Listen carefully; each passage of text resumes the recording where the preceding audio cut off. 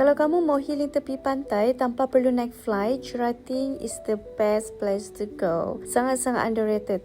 Tu kami lari sekejap ke Cerating Pahang. Dari KL ke Cerating ambil masa dalam 3 jam 30 minit macam tu lah.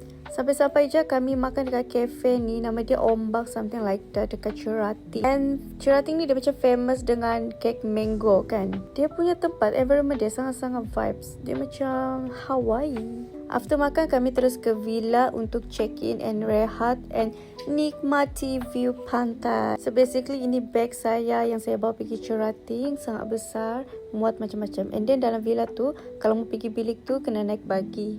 Sebab villa ni dia macam besar. Actually first time kami pergi Cerating ni setelah sekian lama stay dekat Puncak Alam.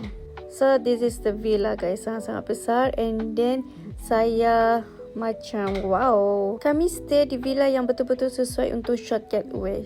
Sampai je buka pintu, rasa tenang sebab suasana dia privacy, luas dan environment sangat hijau-hijau gitu. Dalam bilik ni kami ambil yang ada balcony, so kita boleh keluar tengok suasana di luar. Kalau kamu jenis yang suka staycation untuk recharge, villa ni memang sangat ngam. Tapi dia banyak tangga guys. So kalau kamu bawa baby stroller macam tu, dah perlulah. And then kalau kamu wheelchair macam tu, dia not really friendly. So you guys kena jalan kaki and then kena naik bagi pula.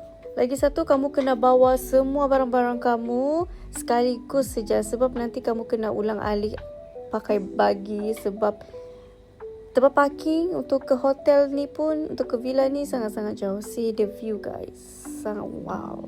Surprisingly, first time datang sini and then kamu nampak tu beach. Rupanya beach tu adalah private. So kita boleh main di sana sesuka hati. Kami punya bilik ni sangat dekat dengan beach tu. Just turun tangga je sih. Anak saya memang suka guys. Ini best tengok sunset di sini. Sangat wow. Siap bawa kerusi camping lagi. Kami stay sini 2 hari 1 malam. Tapi sangat-sangat best. Cerating will definitely come again.